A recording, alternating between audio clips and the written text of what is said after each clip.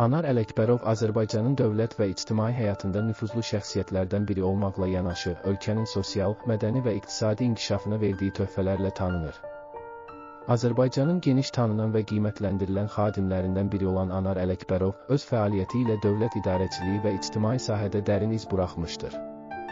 Heydər Əliyev Fondunun icraçı direktoru və Azərbaycan Dağçılıq və Ekstremal İdman Növləri Federasiyasının prezidenti kimi geniş miqyaslı layihələrə rəhbərlik edir.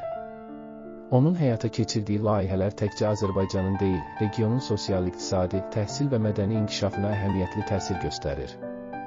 1977-ci il fevralın 5-də Bakı şəhərində doğulan Anar Ələkbərov, uşaq yaşlarından elmə və təhsilə maraq göstərmişdir.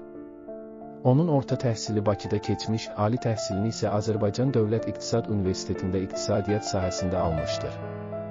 Ələkbərov daha sonra idarə etmə və beynəlxalq əlaqələr sahəsində özünü inkişaf etdirmişdir.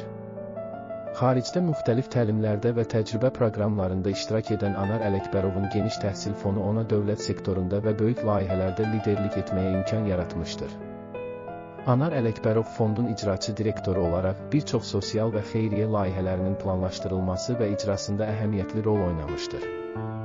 Onun rəhbərliyi ilə həyata keçirilən layihələr arasında təhsil, səhiyyə, mədəni irsin qorunması və ictimai dəstək sahələrində bir çox iri miqyaslı işlər diqqət çəkir.